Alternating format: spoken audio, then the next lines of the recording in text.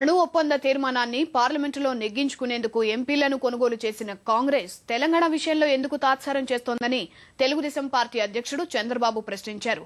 తెలంగాణకు వ్యతిరేకం కాదని కేంద్ర హోంమంత్రికి లేఖ పంపినా అందలేదని చెప్పడం సరికాదని పాదయాత్రలో ఆయన హితవు పలికారు. మెదక్ జిల్లాలో పాదయాత్రకు భారీగా ప్రజలు తరలివచ్చారు.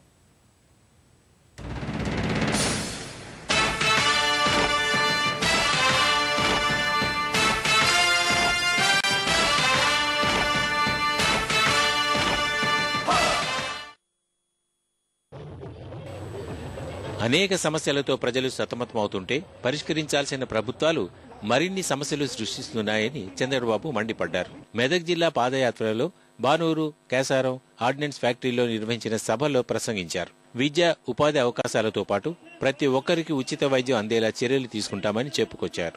అధికారంలోకి రాగానే ఆర్డినెన్స్ ఫ్యాక్టరీలో పనిచేస్తున్న వారికి, విసిరంత జీవితం గడుపుతున్న వారికి ప్రభుత్వం తరపున ఉచితంగా ఇంటి స్థలాల్ని కేటాయిస్తామని హామీ ఇచ్చారు. మన ప్రాంతంలో ఉంటుంది పందికొక్కులుంటాయి. ఆ విధంగా తిని తిని కడుపులు పెంచుకున్నారు ఈ కాంగ్రెస్ నాయకులు మొత్తం. ఇంకొక అడవి పందులుంటాయి తమ్ముళ్ళు మీ ఊరంలో. ఆ అడవి పంది మన పొలానికి వస్తే తిన్నంత తిని మొత్తం పంటంతా నాశనం చేసిపోతుంది. రాష్ట్రాన్ని అదే చేశారు ఈ కాంగ్రెస్ నాయకులు 9 సంవత్సరాలు. ఒకసారి మీరు ఆలోచించండి. ఈ అవినీతి వల్ల మా తమ్ముళ్లకు ఉద్యోగాలు రావడం లేదు. ఈ అవినీతి వల్ల కరెంటు రేట్లు పెరిగాయి, కరెంటు లేదు. ఈ అవినీతి వల్ల మా తమ్ముళ్ళకి ఎవరైతే రైతులున్నారో వాళ్ళకి గిట్టుబాటు ధర రావడం లేదు. అణు ఒప్పందం తీర్మానం నెగ్గడం కోసం ఎంపీల్ని కొనుగోలు చేసి పంతం నెగ్గించుకున్న కాంగ్రెస్ పార్టీ తెలంగాణ విషయంలో ఎందుకు నాటకాలు ఆడుతుందని చంద్రబాబు విమర్శించారు. అవినీతి సొమ్ము కాపాడుకునేందుకే జగన్ పార్టీ పెట్టారని చంద్రబాబు నిప్పులు చెరిగారు. 9 సంవత్సరాలు దోచుకుని ఇప్పుడు విడిపోయి తల్లి కాంగ్రెస్, పిల్ల కాంగ్రెస్, 2 కాంగ్రెస్. దేనికి విడిపోయారు తమ్ముళ్ళు నేను అడుగుతున్నా. రైతు రుణాల మాఫీకి విడిపోయారా? మా తమ్ముళ్లకు ఉద్యోగాలను విడిపోయారా?